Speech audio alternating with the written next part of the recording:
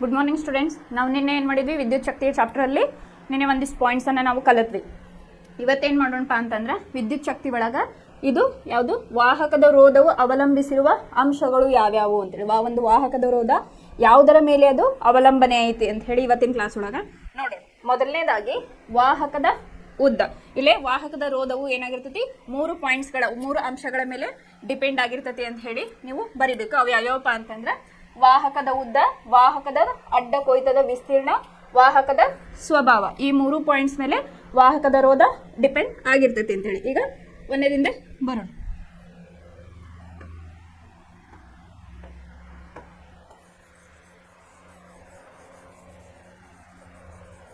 ಈಗ 1ನೇ ಪಾಯಿಂಟ್ ಇಲ್ಲಿ ನೋಡ್ರಿ. ಇಲ್ಲಿ ತಂತಿಯ ಉದ್ದವನ್ನು ದ್ವಿಗುಣಗೊಳಿಸಿದಾಗ ಅಮೀಟರ್ನ ಸೂಚ್ಯಂಕವು ಅರ್ಧದಷ್ಟು ಕಡಿಮೆಯಾಗಿರುವುದನ್ನು ಗಮನಿಸಲಾಗಿದೆ. ಮಂಡಲದಲ್ಲಿ ಒಂದೇ ರೀತಿಯ ವಸ್ತುವಿನ ಮತ್ತು ಸಮಾನ ಉದ್ದವಿರುವ ದಪ್ಪವಾದ ತಂತಿಯನ್ನು ಬಳಸಿದಾಗ ಅಮೀಟರ್ನ ಸೂಚ್ಯಂಕವು ಹೆಚ್ಚಾಗುತ್ತದೆ ಅಂತ ಹೇಳಿ ಹೇಳಿದ್ದಾರೆ. ನಿನ್ನೆ ಕ್ಲಾಸ್ ಒಳಗೆ ಇದ್ರ ಬಗ್ಗೆ ನೋಡಿದ್ವಿ. ವಿಭಿನ್ನ ವಸ್ತುಗಳ ಒಂದೇ ಉದ್ದದ ಮತ್ತು ಒಂದೇ ಅಡ್ಡ ಕೊಯ್ತವುಳ್ಳ ತಂತಿಯನ್ನು ಬಳಸಿದಾಗ ಅಮೀಟರ್ನ ಸೂಚ್ಯಂಕದಲ್ಲಿ ಆಗುವ ಬದಲಾವಣೆಯನ್ನು ನಾವು ಇಲ್ಲಿ ವೀಕ್ಷಿಸಬಹುದು ಅಂತ ಹೇಳಿ. ಇಲ್ಲಿ ಹೇಳಿದ್ನಲ್ಲ, ವಾಹಕದವರು ಡಿಪೆಂಡ್ ಇರೋಕೇನು 3 ಪಾಯಿಂಟ್ಸ್ಗಳು, 3 ಅಂಶಗಳು ಯಾವ್ಯಾವಪ್ಪ ಅಂತಂದ್ರೆ, ಇಲ್ಲೇ ವಾಹಕದ ಉದ್ದ, ಎರಡನೇದು ವಾಹಕದ ಅಡ್ಡ ಕೊಯ್ತದ ವಿಸ್ತೀರ್ಣ, ವಸ್ತುವಿನ ಪ್ರಾಕೃತಿಕ ಗುಣ, ಇವುಗಳ ಮೇಲೆ ಅವಲಂಬಿಸಿದೆ ಅಂತ. ಇಲ್ಲೇ ವಾಹಕದ ಉದ್ದ ಹೆಂಗ ಜಾಸ್ತಿ ಆಗ್ತದಲ್ಲ ಹಂಗೇನಾಗ್ತತಿ, ರೋಧವು ಕೂಡ ಇಲ್ಲ ಹೆಚ್ಚಿಗೆ ಆಗ್ತತಿ. ಏನು ವಾಹಕದ ಉದ್ದ 1ನೇ ಪಾಯಿಂಟ್, ಅದೇನು ಉದ್ದ ಜಾಸ್ತಿ ಆಗ್ತದಲ್ಲ ಹಂಗ ರೋಧವು ಕೂಡ ಅಲ್ಲೇ ಹೆಚ್ಚಿಗೆ ಆಗ್ತದೆ. ಅದನ್ನ ಯಾವ ರೀತಿ ಬರೆಯೋದಂದ್ರೆ, R is directly proportional to L ಇದ್ದ 1 ಅಂತ ಹೇಳಿ ಬರೀರಿ. ಇಕ್ವೇಶನ್ ನಂಬರ್ 1 ಅಂತ. ಇನ್ನು ಎರಡನೇದು ವಾಹಕದ ಅಡ್ಡ ಕೊಯ್ತ. ಈಗ ಫಾರ್ ಎಕ್ಸಾಂಪಲ್ ಇದು ಒಂದು ವಾಹಕ ಅನ್ಕೊಳ್ರಿ, ಇದನ್ನ ಅಡ್ಡ ಕೊಯ್ದ್ರಿ ಅಂದ್ರೆ ಏನಾಗ್ತತಿ, ಇದು ಒಂದು ಸರ್ಕಲ್ ಟೈಪ್ ಬರ್ತೈತಿ. ಇವಾಗ ಏನಾಗ್ತತಿ, ವಾಹಕದ ವಿಸ್ತೀರ್ಣ ಕಡಿಮೆ, ಇದು ಏನು ವಾಹಕದ ವಿಸ್ತೀರ್ಣ ಏನು ಹೆಚ್ಚಿಗೆ ಆಗ್ತತಲ್ಲ ಅವಾಗ ಏನಾಗ್ತತಿ, ರೋಧ ಕಡಿಮೆ ಆಗ್ತೈತಿ. ಹಾಗಾಗಿ ಏನ್ ಮಾಡ್ತಾರಪ್ಪ ಇಲ್ಲಿ ಅಂತಂದ್ರೆ, R is inversely proportional to L by A ಅಂತ ಹೇಳಿ ಕರೀತಾರೆ.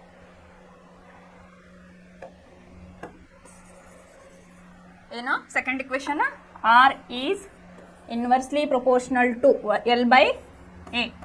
ಈ ತರ ಬರೆದ್ರೆ ಅದು ಡೈರೆಕ್ಟ್ಲಿ ಪ್ರಪೋರ್ಷನಲ್ ಅಂತ ಹೇಳ್ತಾರ, ಇದನ್ನ ಇನ್ವರ್ಸ್ಲಿ ಪ್ರಪೋರ್ಷನಲ್ ಅಂತ ಹೇಳಿ ಕರೀತಾರ.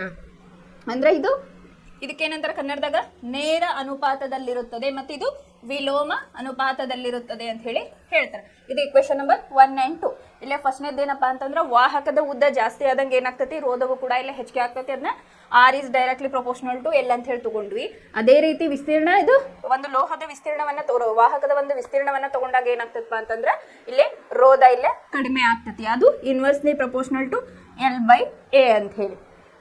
ಈಗ ಇಕ್ವೇಶನ್ 1 and 2 ಬಿಕಾಸ್ ಆಫ್ ಇಲ್ಲಿ ನೋಡ್ರಿ 11.9 ಅಂತ ಹೇಳ್ಕೊಟ್ರೆ ನಾವು ಇಲ್ಲೇ 1 and 2 ನಿಮ್ಗೆ ಹೆಂಗೆ ಕನ್ವೀನಿಯಂಟ್ ಆಗತ್ತಲ್ಲ ಹಂಗೆ ಬರ್ಕೋಬಹುದು. ನೀವು ಇಲ್ಲೇ ಬಿಕಾಸ್ ಆಫ್ ಅಂದ್ರೆ 11.8 ಮತ್ತು 11.9ಗಳನ್ನು ಸಂಯೋಜಿಸಿದಾಗ ಇಲ್ಲೊಂದು ಹೊಸದ ಒಂದು ಫಾರ್ಮುಲಾ ಬರ್ತೈತಿ. ಇಲ್ಲೇ ನೋಡ್ರಿ, R is inversely proportional to L by A ಅಂತ ಐತಿ, ಅಥವಾ ಆರ್ ಈಸ್ ಇದು ಕಾನ್ಸ್ಟೆಂಟ್, ಅದಕ್ಕೆ ಏನ್ ಮಾಡ್ತಾರಪ್ಪ ಅಂದ್ರೆ ರೋ ಎಲ್ ಬೈ ಎ ಅಂತ ಹೇಳ್ತಾರೆ. ಈ ರೋ ಏನೈತಲ್ಲ ಇಲ್ಲಿ ಕೊಟ್ಟಾರ ನಿಮಗೆ, ಇದಕ್ಕೆ ಈ ತರ ಏನ್ ಬರೀತಾವಲ್ಲ ಇದಕ್ಕೆ ರೋ ಅಂತ ಹೇಳಿ ಕರೀತಾರೆ. ಇದು ಏನಪ್ಪಾ ಅಂತಂದ್ರೆ, ಇದು ಒಂದು ಅನುಪಾತದ ಸ್ಥಿರಾಂಕವಾಗಿದೆ ಮತ್ತು ಇದನ್ನು ವಾಹಕ ವಸ್ತುವಿನ ರೋಧಶೀಲತೆ ಅಂತ ಹೇಳಿ. ಇದ್ರದ್ದು ಮೀನಿಂಗ್ ಏನಪ್ಪಾ ಅಂತಂದ್ರೆ, ರೋ ಅಂತಂದ್ರೆ ರೋಧಶೀಲತೆ. ಈ ಏನು ಐತಲ್ಲ ಈ ಕಾನ್ಸೆಪ್ಟ್ ಮೇಲೆ 100% ಒಂದು ಕ್ವಶನ್ ರೆಗ್ಯುಲರ್ ಆಗಿ ಬರ್ತೈತಿ ಪ್ರತಿ ವರ್ಷ. ಇದ್ರ ಮೇಲೆ ಕ್ಯಾಲ್ಕುಲೇಷನ್ ಕೇಳ್ತಾರೆ. ಅದನ್ನ ನಾನು ಆಮೇಲೆ ಒಂದು ಎಕ್ಸಾಂಪಲ್ ಮಾಡ್ತೀನಿ. ಆಮೇಲೆ ನಮ್ದು ಕ್ವಶನಿಂಗ್ ಕ್ಲಾಸಸ್ ಇರ್ತಲ್ಲ, ಕ್ವಶನ್ ಆ್ಯಂಡ್ ಆನ್ಸರ್, ಮತ್ತೆ ಹೆಚ್ಚಿಗೆ ನಾವು ಅದ್ರ ಒಳಗೆ ನಿಮ್ಗೆ ಹೇಳ್ಕೊಡ್ತಾರೆ ಯಾವ ರೀತಿ ಕ್ಯಾಲ್ಕುಲೇಷನ್ ಮಾಡ್ಬೇಕಂತ ಹೇಳಿ. ಇಲ್ಲಿ ನೋಡ್ರಿ 3 ಇದ್ರ ಮೇಲೆ ಇದು ಡಿಪೆಂಡ್ ಇರ್ತೈತಿ. ಅದ್ರ ಒಳಗೆ ಒಂದೇದೇನಪ್ಪ ಅಂದ್ರೆ, ವಾಹಕದ ಉದ್ದ ಡೈರೆಕ್ಟ್ಲಿ ಪ್ರಪೋರ್ಷನಲ್ ಟು ಇದು ಎಲ್ ಅಂದ್ರಿಂದ ಅದ್ರದ್ದು ರೋಧ ಜಾಸ್ತಿ ಇರ್ತೈತಿ. ಸೆಕೆಂಡ್ ಏನಾಗಿರ್ತದಪ್ಪ ಅಂತಂದ್ರೆ, ವಾಹಕದ ಅಡ್ಡ ಕೊಯ್ತದ ವಿಸ್ತೀರ್ಣದೊಳಗೆ ಏನಾಗ್ತೈತಿ, ರೋಧ ಕಡಿಮೆ ಆಗ್ತೈತಿ. ಇನ್ನು 3ನೇ ಪಾಯಿಂಟ್ ಏನಪ್ಪಾ ಅಂತಂದ್ರೆ, ವಸ್ತುವಿನ ಪ್ರಾಕೃತಿಕ ಗುಣ ಅಂತಾನು ಹೇಳ್ಬೋದು ನಾವು, ವಾಹಕದ ಸ್ವಭಾವ ಅಂತ ಹೇಳಿನೂ ಇಲ್ಲೇ ಕರಿಬಹುದು. ಏನಪ್ಪಾ ಇದು ಅಂತಂದ್ರೆ, ಇದು ಏನಾಗಿರ್ಬೋದು, ಗುಡ್ ಕಂಡಕ್ಟರ್ ಆಗಿರ್ಬೋದು ಅಥವಾ ಬ್ಯಾಡ್ ಕಂಡಕ್ಟರ್ ಕೂಡ ಆಗಿರ್ಬೋದು. ಆ ವಸ್ತುವಿನ ಒಂದು ಸ್ವಭಾವ ಇದ್ರ ಮೇಲೆ ವಾಹಕ ಆಗಿರ್ಬೋದು, ಅವಾಹಕ, it may be a good conductor or a bad conductor ಅಂತ ಹೇಳಿ ನಾವಿಲ್ಲಿ ತಗೋಬಹುದು. ಇಲ್ಲಿ ರೋ ಎಂಬುದು ಅನುಪಾತದ ಸ್ಥಿರಾಂಕವಾಗಿರುತ್ತದೆ ಮತ್ತು ಇದನ್ನು ವಾಹಕ ವಸ್ತುವಿನ ವಿದ್ಯುತ್ ರೋಧಶೀಲತೆ ಎಂದು ಕರೆಯುತ್ತಾರೆ. ರೋಧಶೀಲತೆಯ ಅಂತಾರಾಷ್ಟ್ರೀಯ ಏಕಮಾನ ಓಮ್ ಮೀಟರ್. ಇದರದೇನಪ್ಪ, ರೋಧಶೀಲತೆಯ ಅಂತಾರಾಷ್ಟ್ರೀಯ ಏಕಮಾನ ಏನು? Ohm metre. ಇದು 1 ಮಾರ್ಕ್ ಕ್ವಶನ್, ಅಬ್ಜೆಕ್ಟಿವ್ ಟೈಪ್ ಒಳಗೆ ಬರ್ಬೋದು. ಇಲ್ಲ ಹಂಗೆ 1 ಮಾರ್ಕ್ಸ್ ಕ್ವಶನ್ ಒಳಗೆ ಇದು ರೋಧಶೀಲತೆಯ ಏಕಮಾನ ಯಾವುದು ಅಂತಂದ್ರೆ ಓಮ್ ಮೀಟರ್ ಅಂತ ಹೇಳಿ ಕರೀತಾರೆ. ಇದು ಯಾವುದೇ ಒಂದು ವಸ್ತುವಿನ ವಿಶಿಷ್ಟ ಗುಣವಾಗಿದೆ. ಲೋಹಗಳು ಮತ್ತು ಮಿಶ್ರ ಲೋಹಗಳು 10⁻⁸ ಓಮ್ ಮೀಟರ್ನಿಂದ 10⁻⁶ ಓಮ್ ಮೀಟರ್ ವ್ಯಾಪ್ತಿಯ ಕಡಿಮೆ ರೋಧಶೀಲತೆಯನ್ನು ಹೊಂದಿರುತ್ತವೆ. ಯಾವ್ಯಾವು? ಲೋಹಗಳು ಮತ್ತು ಮಿಶ್ರ ಲೋಹಗಳು ಏನಾಗಿರ್ತಾವಪ್ಪ ಅಂದ್ರೆ 10⁻18 ಓಮ್ ಮೀಟರಿಂದ 10⁻⁶ ಓಮ್ ಮೀಟರ್ವರೆಗೂ ಇಲ್ಲೇ ಕಡಿಮೆ ರೋಧಶೀಲತೆಯನ್ನು ಹೊಂದಿರುತ್ತವೆ. ಅವು ವಿದ್ಯುತ್ನ ಉತ್ತಮ ವಾಹಕಗಳು ಅಂದ್ರೇನು? ತಮ್ಮ ಮೂಲಕ ಕರೆಂಟನ್ನು ವಿದ್ಯುತ್ತನ್ನು ಪಾಸ್ ಮಾಡ್ಕೋತಾವ ಅಂತ ಹೇಳಿ ವಾಹಕಗಳು ಅಂತೇಳಿ. ಇವು ಲೋಹಗಳು ಏನು ಮಾಡ್ತಾವೆ? ತಮ್ಮ ಮೂಲಕ ವಿದ್ಯುತ್ತನ್ನು ಹಾಯಿಸ್ಕೊಳ್ತಾವೆ. ಅವು ವಿದ್ಯುತ್ತಿನ ಒಂದು ಉತ್ತಮ ವಾಹಕಗಳು ಅಂತ ಹೇಳಿ ನಾವು ಕರಿತೀವಿ. ಇನ್ನು ರಬ್ಬರ್ ಗ್ಲಾಸ್ ನಂತ ಅವಾಹಕಗಳು. ಇಲ್ಲೇ ನೋಡ್ರಿ, ರಬ್ಬರ್ ಮತ್ತೆ ಗ್ಲಾಸ್ ಇದ್ರೊಳಗೆ ಏನಾಗ್ತೈತಿ? ಪ್ಲಾಸ್ಟಿಕ್ ಅದೆಲ್ಲ ಏನಾಗ್ತೈತಿ? ಕರೆಂಟಲ್ಲೇ ಪಾಸ್ ಆಗಲ್ಲ. ಅದಕ್ಕೆ ಏನಂತೀವಿ? ಅವಾಹಕಗಳು ಅಂತ ಹೇಳಿ ಕರಿತೀವಿ. ಅದ್ರದ್ದು ಎಷ್ಟಿರ್ತದಪ್ಪ ಅಂತಂದ್ರೆ 10⁻12 ಓಮ್ ಮೀಟರ್ ಟು ಇಲ್ಲಿ 10⁻17 ಓಮ್ ಮೀಟರ್ವರೆಗೂ ಏನು ಅವಾಹಕ. ಇದು ಅವಾಹಕ ಒಳಗ, ಇದು ವಾಹಕ ಒಳಗ. ಇಲ್ಲೇ ನೋಡ್ರಿ, ಲೋಹಗಳು ಮತ್ತು ಮಿಶ್ರ ಲೋಹಗಳೊಳಗೆ ಏನಾಗಿರ್ತದಪ್ಪ? ಇಲ್ಲೇ ವ್ಯಾಪ್ತಿ ಕಡಿಮೆ ರೋಧಶೀಲತೆಯನ್ನು ತೋರಿಸ್ತವೆ. ಎಷ್ಟು? 10⁻⁻ ಓಮ್ ಮೀಟರಿಂದ 10⁻⁻6 ಓಮ್ ಮೀಟರ್ ಅಂತ ಹೇಳಿ. ಇನ್ನು ಅವಾಹಕ ಪ್ಲಾಸ್ಟಿಕ್ ರಬ್ಬರ್ ಒಳಗೆ ಏನಾಗ್ತದಪ್ಪ ಅಂತಂದ್ರೆ ಇಲ್ಲಿ ರೋಧಶೀಲತೆ ಇವು 10⁻12 ಓಮ್ ಮೀಟರಿಂದ 10⁻17 ಓಮ್ ಮೀಟರ್ ಅಂತ ಹೇಳಿ ಇಲ್ಲೇ ತೋರಿಸ್ತಾವೆ. ಇವು ವಸ್ತುವಿನ ರೋಧ ಮತ್ತು ರೋಧಶೀಲತೆಗಳು ಉಷ್ಣತೆಯೊಂದಿಗೆ ಅಕಾರ್ಡಿಂಗ್ ಟು ದ ಟೆಂಪರೇಚರ್ ಇದೇನಾಗ್ತೈತಿ? ಬದಲಾಗ್ತಾ ಇರ್ತೈತಿ. ಇನ್ನು ಮಿಶ್ರ ಲೋಹದ ರೋಧಶೀಲತೆಯು ಅದರ ಘಟಕ ಲೋಹಗಳಿಗಿಂತಲೂ ಸಾಮಾನ್ಯವಾಗಿ ಹೆಚ್ಚಿನದಾಗಿರುತ್ತದೆ. ಇಲ್ಲೇ ಒಂದಿಷ್ಟು ಕೋಷ್ಟಕಗಳನ್ನ ಕೊಟ್ಟಿದ್ದಾರೆ, ಹೇಳ್ತೇನೆ ನಿಮಗೆ. ಮಿಶ್ರ ಲೋಹಗಳು ಹೆಚ್ಚಿನ ತಾಪಮಾನದಲ್ಲಿ ಸುಲಭವಾಗಿ ದಹಿಸುವುದಿಲ್ಲ. ಏನು? ಮಿಶ್ರ ಲೋಹಗಳು ಏನಿರ್ತಾವಲ್ಲ, ಹೆಚ್ಚಿನ ಒಂದು ಟೆಂಪರೇಚರ್ ಒಳಗೂ ದಹನ ಆಗುವುದಿಲ್ಲ. ಈ ಕಾರಣಕ್ಕಾಗಿ ಇವುಗಳನ್ನು ವಿದ್ಯುತ್ ಉಷ್ಣೋತ್ಪಾದನಾ ಸಾಧನಗಳಾಗಿ ಬಳಸುತ್ತಾರೆ. ಎಲ್ಲೆಲ್ಲಿ ಯೂಸ್ ಮಾಡ್ತಾರೆ ಇದು ಏನಾಗ್ತದಪ್ಪ ಅಂತಂದ್ರೆ ಮಿಶ್ರ ಹೆಚ್ಚಿನ ತಾಪಮಾನ ಒಳಗೆ ಇವೇನಾಗ್ತಾವಪ್ಪ ಅಂತಂದ್ರೆ ಇವು ಸುಲಭವಾಗಿ ಉರಿಯಂಗಿಲ್ಲ, ಅಂದ್ರೆ ದಹಿಸಂಗಿಲ್ಲ. ಹಾಗಾಗಿ ಏನ್ ಮಾಡ್ತಾರಪ್ಪ ಅಂತಂದ್ರೆ ವಿದ್ಯುತ್ ಉಷ್ಣೋತ್ಪಾದನಾ ಸಾಧನಗಳಾಗಿ ಬಳಸುತ್ತಾರೆ. ಯಾವ್ದಾವ್ದಕ್ಕೆ ಹೇಳ್ರಿ? ಈಗ ಮನೆಯೊಳಗೆ ಐರನ್ ಬಾಕ್ಸ್ ಯೂಸ್ ಮಾಡ್ತಾವಲ್ಲ, ಅದು ಇದ ಕಾರಣಕ್ಕೆ ನಾವು ಯೂಸ್ ಮಾಡ್ತೇವೆ. ಇಲ್ಲಿ ಇಸ್ತ್ರಿ ಪೆಟ್ಟಿಗೆ ಆಗಿರ್ಬೋದು, ಟೋಸ್ಟರ್ ಇತ್ಯಾದಿಗಳಲ್ಲಿ ಸಾಮಾನ್ಯವಾಗಿ ಬಳಸ್ತೇವೆ ಅಂತ ಹೇಳಿ. ಬಹುತೇಕವಾಗಿ ಟಂಗ್ಸ್ಟನ್ ಅನ್ನು ವಿದ್ಯುತ್ ಬಲ್ಬ್ನ ತಂತುವಾಗಿ ಬಳಸಲಾಗುತ್ತದೆ. ಆದರೆ ತಾಮ್ರ ಮತ್ತು ಅಲ್ಯೂಮಿನಿಯಂ ಅನ್ನು ಸಾಮಾನ್ಯವಾಗಿ ವಿದ್ಯುತ್ ಪ್ರಸರಣ ಮಾರ್ಗಗಳಲ್ಲಿ ಬಳಸಲಾಗುತ್ತದೆ. ಈ ಕಾಪರ್ ವೈರ್ ಇರ್ತದಲ್ಲ, ಅದನ್ನ ಇಲ್ಲಿ ಬಳಸ್ತಾರೆ. ಎಲ್ಲೇ ವಿದ್ಯುತ್ ಪ್ರಸರಣ ಮಾರ್ಗಗಳಲ್ಲಿ ಕಾಪರ್ನ ಬಳಸ್ತಾರ ಅಂತೇಳಿ. ಇಲ್ಲಿ ನಿಮ್ಗೆ ಏನ್ ಮಾಡ್ಯಾರ? 20°C ನಲ್ಲಿ ಕೆಲವು 20°C ತಾಪಮಾನ ಒಳಗ ಒಂದಿಷ್ಟು ಮೆಟಲ್ಸ್ಗಳು ಏನದಾವಲ್ಲ ಅದರ ರೋಧಶೀಲತೆ ಎಷ್ಟು ಅಂತ ಹೇಳಿ ಕೊಟ್ಟಿದ್ದಾರೆ. ಈ ಕೋಷ್ಟಕವನ್ನ ನೀವು ಬಾಯ್ಪಾಟ್ ಹಾಕೋ ಅವಶ್ಯಕತೆ ಇಲ್ಲ.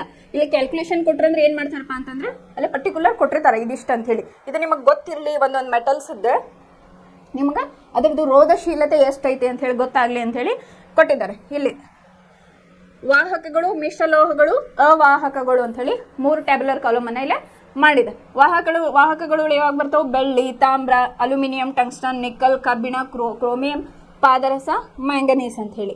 ಇನ್ನು ಇದ್ರದ್ದು ನೋಡ್ರಿ, ಇಲ್ಲೇ ರೋಧಶೀಲತೆ ಅದರದ್ದು ಅಂತಾರಾಷ್ಟ್ರೀಯ ಏಕಮಾನ ಏನಂದ್ರೆ ಓಮ್ ಮೀಟರ್ ಅಂತ ಹೇಳಿ ಹೇಳಿದೆ. ಇಲ್ಲೇ ಏನ್ ಮಾಡ್ಯಾರ? ರೋಧಶೀಲತೆ ಓಮ್ ಮೀಟರ್.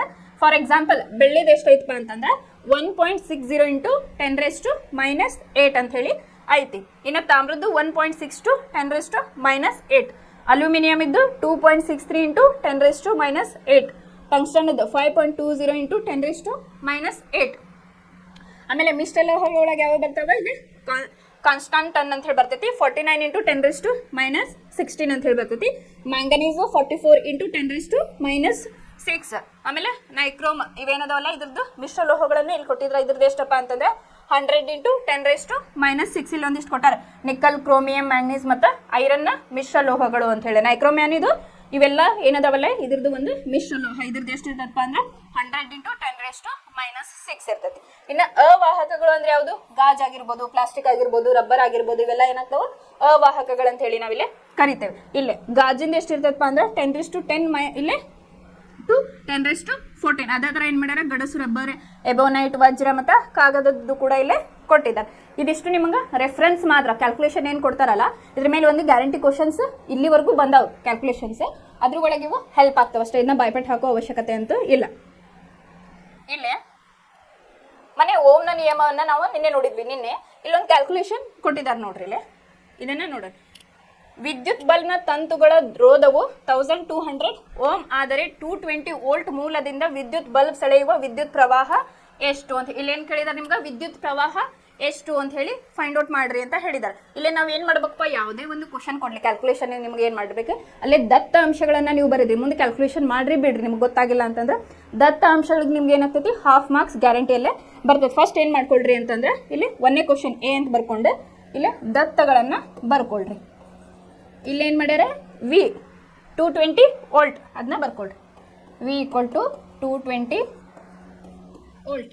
ನೆಕ್ಸ್ಟ್ ಆರ್ ಇಲ್ಲೇನು ಮಾಡ್ಯಾರ, 1200 ಓಮ್. ಎಷ್ಟು ಕೊಟ್ಟಾರ, ಆರ್ ಅಂದರೆ 1200 ಓಮ್ ಅನ್ನು ಕೊಟ್ಟಿದ್ದಾವೆ. ಈಗ ನಿನ್ನೆ ಓಮ್ನ ನಿಯಮದ ಪ್ರಕಾರ ಏನಾಗ್ತತಿಲ್ಲ, I equal to 220 divided by 1200 ಆಯ್ತು. ಇಲ್ಲಿ ಇದು ವೋಲ್ಟ್, ಇದು ಓಮ್. ಆನ್ಸರ್ ಎಷ್ಟು ಬಂತು, 0.18 ಆಂಪಿಯರ್ ಎಂದು ವಿದ್ಯುತ್ ಪ್ರವಾಹ.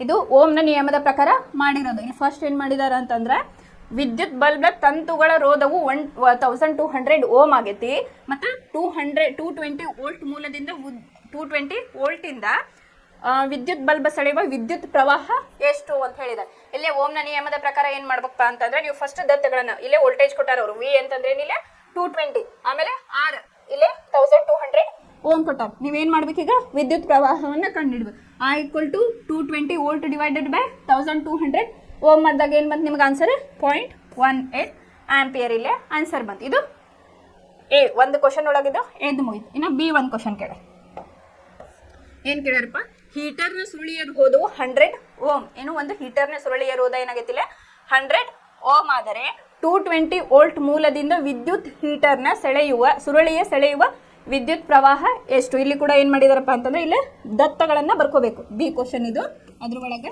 ದತ್ತ ವಿ ಎಷ್ಟು ಕೊಟ್ಟಾರ, ಇದು ಕೂಡ 220 ವೋಲ್ಟನ್ನು ಕೊಟ್ಟಿದ್ದಾರೆ. ಆಮೇಲೆ R equal to 100 ohm according to Ohm's law. ಇಲ್ಲೇ R equal to 220 volt divided by 100 ohm. Answer ಎಷ್ಟು ಬಂತಪ್ಪ ಅಂತಂದ್ರೆ 2.2 ಎ. ಇದು ವಿದ್ಯುತ್ ಪ್ರವಾಹ. ಇದು ಸಿಂಪಲ್ ಎಕ್ಸಾಂಪಲ್. ನಿನ್ನೆ ಓಮ್ಸ್ ಲಾ ನೋಡಿದ್ವಲ್ಲ, ಇಲ್ಲೇನು ಮಾಡಿದ್ದಾರೆ ನಿಮ್ಗೆ, ವಿ ಕೊಟ್ಟಿದ್ದಾರೆ, ಆರ್ ಕೊಟ್ಟಿದ್ದಾರೆ. ನೀವೇನು ಮಾಡಬೇಕು, ಆ ಎನ್ನ ಇಲ್ಲೇ ಫೈಂಡ್ ಔಟ್ ಮಾಡಬೇಕು. ವೋಲ್ಟ್ ಡಿವೈಡೆಡ್ ಬೈ ಓಮ್ ಹಾಕೊಂಡ್ರಿ ಅಂತಂದ್ರೆ ಏನಾಗ್ತದೆ ನಿಮ್ಗೆ ಆನ್ಸರ್ ಬರ್ತೈತಿ. ಇದಿಷ್ಟು ನಿಮ್ಮ ಬುಕ್ಸ್ನ ಅಂದ್ರೆ. ಇನ್ನು ಕ್ವಶನ್ ಪೇಪರ್ನಾಗ ಏನು ಎಕ್ಸ್ಟ್ರಾ ಕ್ವಶನ್ಸ್ ಕೇಳಿದಾರ, ಈ ಚಾಪ್ಟರ್ ಕೊನೆ ಒಂದು ಕ್ಲಾಸ್ ತೊಗೊಂಡು ನಾನು ನಿಮ್ಗೆ ಹೇಳ್ತಾ ಹೋಗ್ತೇನೆ. ಇಂಪಾರ್ಟೆಂಟ್ ಯಾವ ಬಂದಿದ್ದಾವಲ್ಲ ಅದನ್ನ ನಿಮ್ಗೆ ಹೇಳ್ತೇನೆ. ಇಲ್ಲ ಇನ್ನೊಂದು ಹೇಳಿದಾರೆ ನೋಡಿ,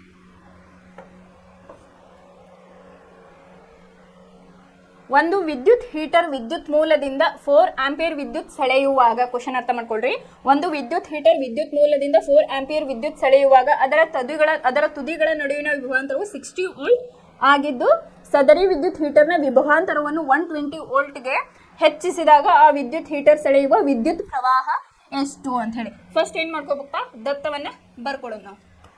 ದತ್ತ ಒಳಗೆ ವಿಭವಾಂತರ ಎಷ್ಟು ಕೊಟ್ಟಾರ ಅವ್ರಿ, ವಿಭವಾಂತರ ಅಂದ್ರೆ ಏನು, V equal to 60 volt. V equal to ಇಲ್ಲಿ 60 ವೋಲ್ಟ್. ವಿದ್ಯುತ್ ಪ್ರವಾಹ ಆ ಈಕ್ವಲ್ ಟು ಏನು ಮಾಡ್ಯಾರ 4 ಎ ಅಂತ ಕೊಟ್ಟಾರ. ಆ ಈಕ್ವಲ್ ಟು ಏನಾಯ್ತಪ್ಪ ಇಲ್ಲಿ 4 ಎ ಅಂತ ಹೇಳಿ ಕೊಟ್ಟಿದ್ದಾರೆ. ಈಗ R equal to V by I. ಇಲ್ಲೇ ವಿ ಎಷ್ಟು 60 ವೋಲ್ಟ್, ಇಲ್ಲೇ 4 ಎಷ್ಟಾಯ್ತು ಇದು ಆನ್ಸರ್ 15. ಇಲ್ಲೇನು ಬಂತಿದ್ದು, ಇದು ಫಸ್ಟ್ ಕಂಡೀಷನ್ ಒಳಗೆ ನಮಗೆ 15 ಆನ್ಸರ್ ಬಂತು. ಹೆಂಗಪ್ಪ ಅಂತಂದ್ರೆ, ಇಲ್ಲಿ ವಿದ್ಯುತ್ ಮೂಲದಿಂದ 4 ಎ ವಿದ್ಯುತ್ ಸೆಳೆಯುವಾಗ ಅದರ ತುದಿಗಳ ನಡುವಿನ ವಿಭವಾಂತರ 60 ವಿ ಆಗಿದ್ದು ಅಂತಂದ್ರೆ, ಇಲ್ಲಿ ವಿಭವಾಂತರವನ್ನು ಕೊಟ್ಟಿದ್ದಾರೆ ನಿಮಗೆ. ಅಂದ್ರೆ ವಿ ಅನ್ನ 60 ವೋಲ್ಟ್ ಅಂತ ಹೇಳಿ ಕೊಟ್ಟಾರ. ವಿದ್ಯುತ್ ಪ್ರವಾಹ ಹಿಂದಿನ ಕಂಡೀಷನ್ ಒಳಗೆ ಐ ಫೈಂಡ್ ಔಟ್ ಮಾಡಕ್ಕೆ ಹೇಳಿದ್ರು ನಿಮ್ಗೆ ವಿದ್ಯುತ್ ಪ್ರವಾಹವನ್ನು. ಇಲ್ಲೇ ವಿಭವಾಂತರ ಏನು ಮಾಡಿದ್ದಾರೆ, ಇಲ್ಲೇ ನೀವು ವಿ ಈಕ್ವಲ್ ಟು 60 ವೋಲ್ಟ್ ವಿದ್ಯುತ್ ಪ್ರವಾಹ, ಆ equal to 4 A, R equal to V by A. ಅಂದ್ರೆ ಅಕಾರ್ಡಿಂಗ್ ಟು ಓಮ್ಸ್ ಲಾ ಏನಾಗ್ತದಪ್ಪ ಅಂತಂದ್ರೆ, R equal to V by I 60 divided by 4 ಮಾಡಿದ್ವಿ ಅಂತಂದ್ರೆ ಏನಾಯ್ತಪ್ಪ ಇಲ್ಲಿ ನಮಗೆ ಆನ್ಸರ್ 15 ಬಂತು. ಈಗ ನೆಕ್ಸ್ಟ್ ಕಂಡೀಷನ್ ಏನು ಹೇಳಿದ್ದಾರೆ ಅವ್ರು, ಇಲ್ಲಿ ಸದರಿ ವಿದ್ಯುತ್ ಹೀಟರ್ನ ವಿಭವಾಂತರವನ್ನು 120 ವೋಲ್ಟ್ಗೆ ಹೆಚ್ಚಿಸಿದಾಗ, ಇದನ್ನೇನು ಮಾಡಿದಾರೆ 120 ವೋಲ್ಟ್ಗೆ ನಾವು ಹೆಚ್ಚಿಸಿದಾಗ ಆ ವಿದ್ಯುತ್ ಹೀಟರ್ ಸೆಳೆಯುವ ವಿದ್ಯುತ್ ಪ್ರವಾಹ ಎಷ್ಟು? ಆ ಹೀಟರ್ ಸೆಳೆಯುವ 120ಗೆ ಅದನ್ನ ಟೆಂಪ್ರೇಚರ್ಗೆ ಹೆಚ್ಚಿಸಿದಾಗ ಏನಾಗ್ತದಪ್ಪ ಅಂತಂದ್ರೆ ಅಲ್ಲಿ ವಿದ್ಯುತ್ ಹೀಟರ್ ಸೆಳೆಯುವ ವಿದ್ಯುತ್ ಪ್ರವಾಹ ಎಷ್ಟು ಅಂತ ಹೇಳಿ ಹೇಳಿದ್ದಾರೆ. ಇಲ್ಲ ನೆಕ್ಸ್ಟ್ ಏನು ಮಾಡ್ಬೇಕು ನೀವು?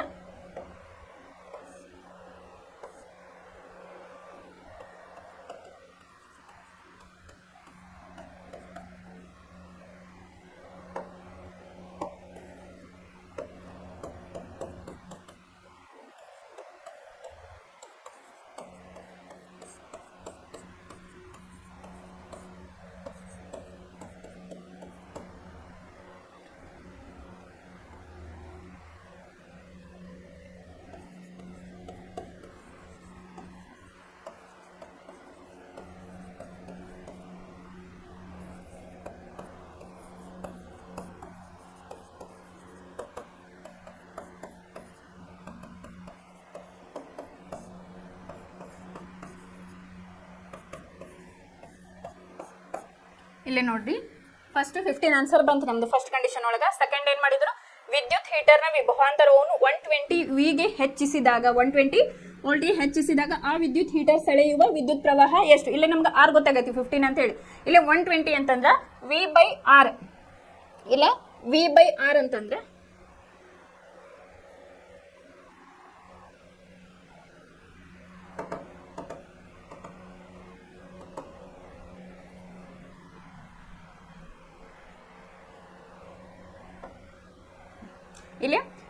ಇಲ್ಲೇ ವಿದ್ಯುತ್ ಹೀಟರ್ನ ವಿಭವಾಂತರವನ್ನು 120ಗೆ ಹೆಚ್ಚಿಸಿದಾಗ ಆ ವಿದ್ಯುತ್ ಹೀಟರ್ ಸೆಳೆಯುವ ವಿದ್ಯುತ್ ಪ್ರವಾಹ ಈಕ್ವಲ್ ಟು V/R. ವಿ ಅಂದ್ರೆ ಎಷ್ಟಿಲ್ಲ 120 ವೋಲ್ಟ್. 120ಗಲ್ಲೇ ಹೆಚ್ಚಿಗೆ ಮಾಡಿದಾರೆ, ಡಿವೈಡೆಡ್ ಬೈ ನಮ್ಗೆ ಏನು ಬಂದೈತಿ 15 ವೋಲ್ಟ್ ಏನು ಬಂದೈತಿ? ಇಲ್ಲೇ ಆನ್ಸರ್ ಬಂದೈತಿ. ಅದನ್ನ ಇಲ್ಲಿ ಡಿವೈಡೆಡ್ ಬೈ 15 ಮಾಡಿದ್ರೆ ಏನಾಯ್ತಿಲ್ಲ 8 ಆನ್ಸರ್ ನಮಗೆ ಬಂತು. 8 ಆಂಪಿಯರ್ ಇಲ್ಲಿ ಬಂತು ಆನ್ಸರ್. ಇದು ನಿಮಗೆ ಒಂದು 3 ಮಾರ್ಕ್ಸ್ ಕ್ವಶನ್ ಅಂತ ಹೇಳಿ ಕರಿಬೋದು ಈ ರೀತಿಯಾಗಿ. ಅಂದರೆ ನಿಮಗೆ ವಿದ್ಯುತ್ ಪ್ರವಾಹವನ್ನು ಕಂಡುಹಿಡಿಯಕ್ಕೆ ಕೊಡ್ಬೋದು. ಇಲ್ಲ ಅಂತಂದರೆ ಇಲ್ಲೇನು ಮಾಡಿದ್ದಾರೆ ನಿಮಗೆ ಇಲ್ಲೇ ವಿದ್ಯುತ್ 2 ಕಂಡೀಷನ್ ಒಳಗೆ ಮಾಡಕ್ಕೆ ಕೊಡ್ತಾರೆ ನಿಮಗೆ. ಫಸ್ಟ್ ಏನು ಮಾಡ್ತಾರೆ, ಇಲ್ಲೇ ಆರನ್ನು ಫೈಂಡ್ ಔಟ್ ಮಾಡಿ ಆಮೇಲೆ ಅದನ್ನು ಇಷ್ಟು ಟೆಂಪ್ರೇಚರ್ಗೆ ಹೆಚ್ಚಿಗೆ ಮಾಡಿದಾಗ ವಿದ್ಯುತ್ ಪ್ರವಾಹ ಎಷ್ಟು ಬಂತು ಅಂತೇಳಿ ಫೈಂಡ್ ಔಟ್ ಮಾಡಕ್ಕೆ ಕೊಡ್ತಾರೆ. ಇಲ್ಲಿ ಫಸ್ಟ್ ಏನು ಆನ್ಸರ್ ಬಂದಿರ್ತೈತಲ್ಲ ನಿಮ್ದು ಅದನ್ನ ನೋಡಿ ಇಟ್ಕೊಳ್ರಿ. ಇಲ್ಲ V/R ಮಾಡಿದಾಗ ಎಷ್ಟು ವೋಲ್ಟಿಗೆ ಅವ್ರು ಹೆಚ್ಚಿಗೆ ಮಾಡಕ್ಕೆ ಕೊಟ್ರೆ ಅದನ್ನ ಮೇಲೆ ಹಾಕೊಳ್ರಿ ಫಾರ್ಮುಲಾ ಪ್ರಕಾರ. ಡಿವೈಡೆಡ್ ಬೈ ನಿಮ್ಗೆ ಬಂದಿದ್ದು ಫಸ್ಟ್ ಇಕ್ವೇಷನ್ ಒಳಗೆ ಬಂದಿದ್ದ ಆನ್ಸರ್ನ ಹಾಕೊಂಡ್ರೆ ನಿಮ್ಗೆ ಏನಾಯ್ತಿಲ್ಲ 8 ಆಂಪಿಯರ್ ಆನ್ಸರ್ ಇಲ್ಲೇ ಬಂತು. ಇನ್ನು ರೋಧಶೀಲತೆ ಬಗ್ಗೆ ಹೇಳಿದೆ, ಇಂಪಾರ್ಟೆಂಟ್ ಕ್ವಶನ್ ಬರ್ತೈತಿ ಅಂತ ಹೇಳಿ. ಇಲ್ಲೇ ನೋಡ್ರಿ, ಒಂದು ಲೋಹದ ತಂತಿಯ ಉದ್ದವು 1 ಮೀಟರ್ ಆಗಿದ್ದು, ಅದರ ರೋಧವು 20 ಡಿಗ್ರಿ ಸೆಲ್ಸಿಯಸ್ನಲ್ಲಿ 26 ಓಮ್ ಆಗಿದೆ. ಅದರ ವ್ಯಾಸವು 0.3 mm ಆದರೆ ಈ ತಾಪಮಾನದಲ್ಲಿ ಲೋಹದ ತಂತಿಯ ರೋಧಶೀಲತೆಯನ್ನು ಕಂಡುಹಿಡಿಯಿರಿ ಅಂತ ಹೇಳಿ ಹೇಳಿದ್ದಾರೆ. ಕೋಷ್ಟಕ 11.2 ಅಲ್ಲಿ ಹೇಳಿದ್ನಲ್ಲ, ಕೆಲವೊಂದು ವಾಹಕ ಮತ್ತು ಅಲ್ಲೇ ಮಿಶ್ರ ಲೋಹಗಳದಲ್ಲೇ ರೋಧಶೀಲತೆಯನ್ನ ಕೊಟ್ಟಿದ್ರು. ಅದ್ರ ಮೂಲಕ ಅದರ ಹೆಲ್ಪ್ ತಗೊಂಡು ನೀವು ಇಲ್ಲಿ ಕಂಡುಹಿಡಿಯಿರಿ ಅಂತೇಳಿ. ಫಸ್ಟ್ ಏನು ಮಾಡ್ರಿ, ನೀವು ಇದನ್ನ ಇದು ದತ್ತಾಂಶಗಳನ್ನ ಇಲ್ಲಿ ಬರ್ಕೊಳ್ರಿ. ಫಸ್ಟ್ ಲೋಹದ ತಂತಿಯ ಶಾರ್ಟ್ಕಟ್ ಆಗಿ ಬರ್ದಿರ್ತೀನಿ. ಲೋಹದ ತಂತಿಯ ರೋಧ ಎಷ್ಟೈತಿ 26 ಓಮ್ ಆಗೈತಿ. ಹೌದಾ? ತಂತಿಯ ವ್ಯಾಸ ಅಂದ್ರೆ ಡಿ ವ್ಯಾಸ, ಎದ್ರದ್ದು ತಂತಿಯ ವ್ಯಾಸ ಎಷ್ಟು? ಡಿ ಎಷ್ಟೈತಿ 0.3 ಮಿಲಿಮೀಟರ್. ಇದನ್ನೇನು ಮಾಡ್ಯಾರ ಮೀಟರಿಗೆ ಕನ್ವರ್ಟ್ ಮಾಡ್ಕೊಂಡಾರ ಇಲ್ಲಿ. Next 3 × 10⁻⁻14 3 × 10⁻⁴ metre. ಇದನ್ನ ಮಿಲಿಮೀಟರ್ ಇದ್ದಿದ್ದು ಮೀಟ್ರಿಗೆ ಇಲ್ಲಿ ಕನ್ವರ್ಟ್ ಮಾಡುವ. ಇಂದ ಲೋಹದ ತಂತಿಯ ಉದ್ದ ಅಂದ್ರೇನು? L = 1 metre. ಈಗ ಏನಾಯ್ತಪ್ಪ ಅಂತಂದ್ರೆ ನಮಗೆ ಫಸ್ಟ್ ದತ್ತಾಂಶಗಳನ್ನೇ ಬರ್ಕೊಂಡ್ರಿ. ನಮಗೆ ಇಲ್ಲೇನು ಮಾಡ್ಯಾರ, ಲೋಹದ ತಂತಿಯ ರೋಧ 26 ಓಮ್ ಕೊಟ್ಟಿದ್ದಾರೆ. ಡಿ ವ್ಯಾಸವನ್ನು 0.3 mm, ಅದನ್ನ ನಾವು ಮೀಟರಿಗೆ ಕನ್ವರ್ಟ್ ಮಾಡ್ಕೊಂಡಾಗ 3 × 10⁻⁴ ಮೀಟರ್ ಬಂತು. ಎಲ್ ಉದ್ದ ಎಷ್ಟು ಕೊಟ್ಟಾರ? 1 ಮೀಟರ್ ಇಲ್ಲೇ ಕೊಟ್ಟಾರ. ಇಲ್ಲೇ ರೋಧಶೀಲತೆ ಅಂದ್ರೆ ನಮಗೆ ಗೊತ್ತೈತಿ, R = RA / L. ಇದು R πd²/4a. ಇಲ್ಲ ಇದು ಯಾಕೆ ಬಂತು πd² ಅಂತ ಹೇಳಿ ನೀವು ವಿಚಾರ ಮಾಡ್ತೀರಿ. ಏನಪ್ಪಾ ಅಂತಂದ್ರೆ ಈಗ ಇಲ್ಲಿ ಏನು ಮಾಡ್ಯಾರ, ನಮಗೆ ವ್ಯಾಸ ಕೊಟ್ಟಾರ ಅಂತಂದ್ರೆ ನಮಗೆ ತ್ರಿಜ್ಯ ಬೇಕು. ವೃತ್ತದ ನಮಗೆ ಒಂದು ಫಾರ್ಮುಲಾ ಗೊತ್ತೈತಿ. ಈಗ ಇದು ತ್ರಿಜ್ಯ ಅಂತಂದ್ರೆ ಈಗ ನಮಗೆ ಫಾರ್ಮುಲಾ ಏನು ಬಂತಿಲ್ಲ pi R D square divided by 4i. ಅವಾಗ ಆನ್ಸರ್ ಎಷ್ಟು ಬರ್ತೈತಿ ಇಲ್ಲಿ ಹಾಕಿದಾಗ ನೀವು ಪೈದು ಇಲ್ಲೇ ವ್ಯಾಲ್ಯೂ ಹಾಕ್ಬೇಕು. ಅದು 22/7 ಅನ್ನು ಹಾಕಿದಾಗ ಆರ್ ನಮಗೆ ಗೊತ್ತೈತಿ ಎಷ್ಟೈತಿ ಆರ್ ಇಲ್ಲೇ ತಂತಿ ಇರೋದ 26 ಓಮ್ ಐತಿ. ಆಮೇಲೆ ಪೈದು 22/7 ಆಮೇಲೆ ಡಿ ಸ್ಕ್ವೇರ್ ಅಂತಂದ್ರೆ ಇಲ್ಲಿ 0.3 ಏನೈತಲ್ಲ ಅದನ್ನ ಡಿ ಸ್ಕ್ವೇರ್ ಮಾಡ್ಯಾರ ಡಿವೈಡೆಡ್ 4 × 1 ಲೆಂತ್ ಎಷ್ಟೈತಿ ಇಲ್ಲಿ 1 ಐತಿ. ಅದು ಮಾಡಿದಾಗ ಆನ್ಸರ್ ಎಷ್ಟು ಬರ್ತೈತಪ್ಪ ಅಂತಂದ್ರೆ 1.84 × 10⁻⁻6 ಓಮ್ ಮೀಟರ್. ಇದು ಇಲ್ಲೇ ಯಾವ್ದು ನಿಮಗಿದು ಕ್ವಶನ್ ಲೋಹದ ತಂತಿ ಇದ್ರ ರೋಧಶೀಲತೆಯನ್ನು ಕಂಡುಹಿಡಿಯುವ ಒಂದು ಕ್ಯಾಲ್ಕುಲೇಟ್. ಇನ್ನೊಂದು ಕ್ವಶನ್ ಹೇಳ್ತೀನಿ ಯಾವ ರೀತಿಯಾಗಿ ಅಂತ ಹೇಳಿ. ಫಸ್ಟ್ ಕ್ವಶನ್ ನೋಡ್ರಿ ಇಲ್ಲಿ ಒಂದು ದತ್ತ ವಾಹಕ ಒಂದರ ಉದ್ದವು 2 ಮೀಟರ್ ಆಗಿದೆ. ಒಂದು ವಾಹಕದ ಉದ್ದ ಅಂದ್ರೆ ಎಲ್ಲಿ ಐತಿ ನಮಗೆ ಒಂದು ದತ್ತ ವಾಹಕದ ಒಂದರ ಉದ್ದವು 2 ಮೀಟರ್ ಆಗಿದೆ. ಅದರಲ್ಲಿ ಉಂಟಾಗುವ ರೋಧವು 30 ಓಮ್ ಇಲ್ಲೇ 30 ಓಮ್ ಕೊಟ್ಟಾರ. ಮತ್ತು ವಾಹಕ ತಂತಿಯ ವ್ಯಾಸವು 0.6 mm ಆದರೆ ವಾಹಕದಲ್ಲಿ ಆಗುವ ರೋಧಶೀಲತೆಯನ್ನು ಕಂಡುಹಿಡಿಯಿರಿ ಅಂತ ಹೇಳಿ ಹೇಳಿದ್ದಾರೆ. ಫಸ್ಟ್ ನಾವೇನು ಮಾಡೋಣ ದತ್ತಾಂಶಗಳನ್ನು ಇಲ್ಲೇ ಬರೆಯೋಣ.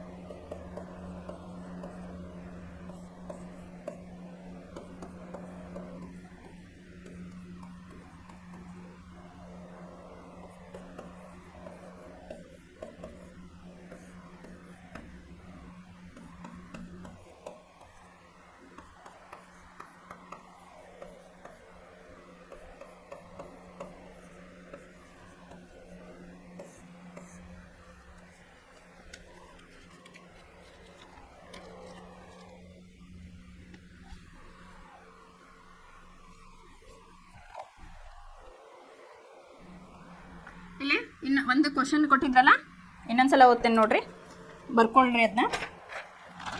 ಇಲ್ಲಿ ಕ್ವಶನ್ ಒಂದು ದತ್ತ ವಾಹಕ ಒಂದರ ಉದ್ದವು 2 ಮೀಟರ್ ಆಗಿದೆ. ಅದರಲ್ಲಿ ಉಂಟಾಗುವ ರೋಧವು 30 ಓಮ್ ಮತ್ತು ವಾಹಕ ತಂತಿಯ ವ್ಯಾಸವು 0.6 mm ಆದರೆ ವಾಹಕದಲ್ಲಿ ಆಗುವ ರೋಧಶೀಲತೆಯನ್ನು ಕಂಡುಹಿಡಿಯಿರಿ ಅಂತೇಳಿ. ಫಸ್ಟ್ ಏನು ಮಾಡೋಣ, ದತ್ತವನ್ನು ಇಲ್ಲೇ ಬರ್ಕೊಡೋಣ. ದತ್ತ ಎಷ್ಟೈತೆ ನಮಗೆ ಇಲ್ಲ ಎಲ್ ಈಕ್ವಲ್ ಟು 2 ಮೀಟರ್. ಎಷ್ಟು ಕೊಟ್ಟಾರ 30 ಓಮ್ ಕೊಟ್ಟಾರ. ಡಿ ಈಕ್ವಲ್ ಟು ಎಷ್ಟು 0.6 mm ಇಲ್ಲೇ ಡಿ ಕೊಟ್ಟಾರ, ಡಯಾಮೀಟರ್ ಕೊಟ್ಟಾರ ಅಂದ್ರೆ ನಮಗಿಲ್ಲ ತ್ರಿಜ್ಯ ಬೇಕು. ತ್ರಿಜ್ಯ ಎಷ್ಟಾಗಿರ್ತೈತೆ ಅದ್ರದ್ದು ಅರ್ಧ ಇರ್ತೈತಲ್ಲ. ಇಲ್ಲಿ ಏನಾಗೈತಪ್ಪ ಅಂತಂದ್ರೆ R equal to 0.3 into 10⁻³ metre. ಇದನ್ನ 10⁻³ ಮೀಟರ್ ಬರ್ದೇವಿ. ಇದನ್ನ 7th or 8th ಒಳಗೆ ನಾವು ಕಲ್ತಿದ್ವಿ. ಹೆಂಗಪ್ಪ ಅಂತಂದ್ರೆ ಕನ್ವರ್ಟ್ ಮಾಡ್ಬೇಕಿಲ್ಲ. 1000 ಮಿಲಿಮೀಟರ್ ಅಂದ್ರೆ ಎಷ್ಟಿಲ್ಲ? ಇಲ್ಲಿ 1 ಮೀಟರ್. 1000 ಮಿಲಿಮೀಟರ್ ಅಂದ್ರೆ ಎಷ್ಟಪ್ಪ? ಇಲ್ಲಿ 1 ಮೀಟರ್ ಆಗ್ತೈತಿ. ಇನ್ನು 1 ಮಿಲಿಮೀಟರ್ ಈಕ್ವಲ್ ಟು 1 ಇಲ್ಲಿ 1000 ಮೀಟರ್ ಆಯ್ತು. ಇನ್ನು 1 mm ಅಂದ್ರೆ ಏನೈತಿ? 1000 ಮೇಲೆ ಹೋತಂದ್ರೆ ಏನಾಗ್ತೈತಿ? 1 mm ಈಕ್ವಲ್ ಟು 10⁻³ mm ಆಯ್ತು. ಇದು ಕ್ಲಿಯರ್ ಆಯ್ತಾ?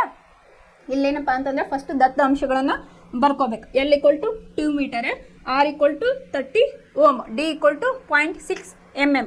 ಇಲ್ಲಿ ವ್ಯಾಸ ಕೊಟ್ಟಾರ ಅಂತಂದ್ರೆ ನಮಗೇನು ಮಾಡಬೇಕು? ತ್ರಿಜ್ಯ ಬೇಕು. ತ್ರಿಜ್ಯ ಏನಾಗ್ತೈತಿ? ವ್ಯಾಸ ಇಲ್ಲಿ ಡಿ ಏನಿರ್ತೈತಲ್ಲ ಅದ್ರ ಅರ್ಧ ಯಾವಾಗಿದ್ರು ತ್ರಿಜ್ಯ ಇರ್ತೈತಿ ಅಂತ ಹೇಳಿ ನಮಗೆ ಗೊತ್ತಾಯ್ತು. ಅದನ್ನ ಏನು ಮಾಡಬೇಕು? ಮೀಟರ್ಗೆ ಮಿಲಿಮೀಟರ್ ಇದ್ದಿದ್ದನ್ನ ನಾವೇನು ಮಾಡಬೇಕು? ಮೀಟರಿಗೆ ಕನ್ವರ್ಟ್ ಮಾಡ್ಕೋಬೇಕು. ಈಗ ನಮಗೇನು ಬೇಕಪ್ಪ ಅಂತಂದ್ರೆ ರೋಧವನ್ನು ನಾವು ಕಂಡು ಹಿಡಿಬೇಕಿಲ್ಲ. ಇನ್ನಿಲ್ಲಿ ರೋಧವನ್ನು ಕಂಡು ಹಿಡಿಬೇಕು. ಈಗ ನಾವು ಕಲಿತ್ವಿ ರೋಧ ಡಿಪೆಂಡ್ ಆಗಿರುವಂಥ ಅಂಶಗಳನ್ನು ನಾವು ಕಂಡು ಹಿಡಿದ್ವಿ. ಅದ್ರೊಳಗೆ ನಮಗೊಂದು ಫಾರ್ಮುಲಾ ಬಂತು.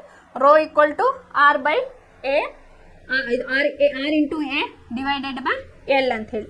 ಇಲ್ಲೇ ನೋಡ್ರಿ, ಆರ್ ಅಂದ್ರೆ ಎಷ್ಟಿಲ್ಲ? 30 ಓಮ್. ಹೌದಾ? ಇನ್ನು ನಮ್ಗೇನು ಕೊಟ್ಟಾರಪ್ಪ ಅವರು? ವ್ಯಾಸವನ್ನು ಕೊಟ್ಟಾರ. ವೃತ್ತದ ವಿಸ್ತೀರ್ಣದ ಸೂತ್ರ ಏನು ನಮಗಿಲ್ಲ? πr². ಎ ಕೊಟ್ಟಾರ ಇಲ್ಲೇ ಇಲ್ಲೇ ಅಂತಂದ್ರೆ ವ್ಯಾಸ ಕೊಟ್ಟಾರ. ವೃತ್ತದ ವಿಸ್ತೀರ್ಣದ ಸೂತ್ರ ಏನು ನಮ್ಗೆ ಗೊತ್ತೈತಿ? ಯಾವುದು? πr² ಅಂತ ಹೇಳಿ ಇಲ್ಲೇ ಬರ್ಕೋಬೇಕು. 30 ಇಂಟು πr² ಡಿವೈಡೆಡ್ ಬೈ 2 ಅಂದ್ರೆ ಏನಿಲ್ಲ? ಎಲ್ 2 ಮೀಟರ್ ಅಂತ ಹೇಳಿಲ್ಲ ಬರ್ಕೋಬೇಕು. ನೆಕ್ಸ್ಟ್ ಇಲ್ಲ ಆನ್ಸರ್ ಏನು ಬಂತು ನೋಡ್ರಿ. 2 1 2 15 ಆನ್ಸರ್ ಏನು ಬಂತಿಲ್ಲ? 15 πr². ಇದಿಷ್ಟು. ಆಮೇಲೆ ನೆಕ್ಸ್ಟ್ ಸ್ಟೆಪ್ ನಾವು ಏನು ಕಂಡುಹಿಡಬೇಕು? ಈಗ ರೋಧವನ್ನು ಕಂಡುಹಿಡಿಯಕತ್ತವಲ್ಲ. ಇಲ್ಲ ರೋಧವನ್ನು ಇಲ್ಲ ರೋ ಈಕ್ವಲ್ ಟು 15 ಇಂಟು 22/7 ಅಂತ ಹೇಳಿ ಬರ್ಕೊಡ್ರಿ. ನಿಮಗೆ ಡೈರೆಕ್ಟ್ ಪೈ ಕೊಟ್ರಂದ್ರೆ 22/7. ಇಲ್ಲ ಅಂತಂದ್ರೆ ಅದನ್ನ ಕನ್ವರ್ಟ್ ಮಾಡಿನೂ ನೀವು ಬರ್ಕೋಬಹುದು. ಪೈ ಆನ್ಸರ್ ಏನು ಬರ್ತೈತಲ್ಲ ಅದನ್ನ ಬರ್ಕೋಬಹುದು. ಏನು ಮಾಡ್ರಿ ಇಲ್ಲಿ 15 ಇಂಟು 22/7 r² ಅಂತ ಇಲ್ಲೇ ಹೇಳ್ಯಾರ. ಏನು ಹೇಳ್ಯಾರ ಇಲ್ಲಿ? r². ಸಾರಿ, ಸ್ಮಾಲ್ ಅದ.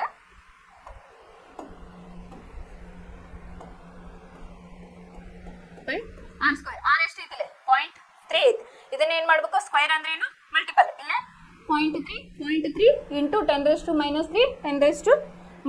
ಅಂತ ಹೇಳಿಲ್ಲ ಬರಿಬೇಕು. ಇದನ್ನ ಇದ್ರ ಪ್ರಕಾರ ಅಂದ್ರೆ ನೀವು ಸ್ಟೆಪ್ ಬೈ ಸ್ಟೆಪ್ ಹಂತ 1 ಹಂತ 2 ಆ ಥರ ಏನಾದರೂ ಮಾಡ್ಕೋತ ಬರ್ರಿ. ನಿಮ್ಗೆ ಹೆಂಗೆ ಈಸಿ ಆಗ್ತೈತಲ್ಲ ಆ ರೀತಿಯಾಗಿ ಮಾಡ್ರಿ. ಇನ್ನು ಫಸ್ಟ್ ಏನು ಮಾಡ್ರಿ? ಮಿಲಿಮೀಟರ್ ಇದ್ದಿದ್ದು ಮೀಟ್ರಿಗೆ ಕನ್ವರ್ಟ್ ಮಾಡ್ಕೊಂಡ್ರೆ ನಿಮಗೆ ಕ್ಯಾಲ್ಕುಲೇಷನ್ ಈಸಿ ಆಗ್ತೈತಿ. ಇಲ್ಲೇನು ಮಾಡಿದೀಪ? 15 into 22/7 into 0.3 into 0.3 into 10⁻³ into 10⁻³ ಇದು ಕ್ಯಾಲ್ಕುಲೇಷನ್ ಮಾಡಿದಾಗ ಎಷ್ಟು ಬರ್ತದಪ್ಪ ಅಂತಂದ್ರೆ ಮಾಡಿ ನೋಡ್ರಿ ನೀವು. 330/7 ಆಯ್ತಿಲ್ಲ. ಆಮೇಲೆ 0.3 ಇದೇನಾಯ್ತು? 0.09 ಇಂಟು 10 ಇಲ್ಲೇ 10⁻³ 10⁻³ ಆದಾಗ ಏನಾಗ್ತೈತಿಲ್ಲ?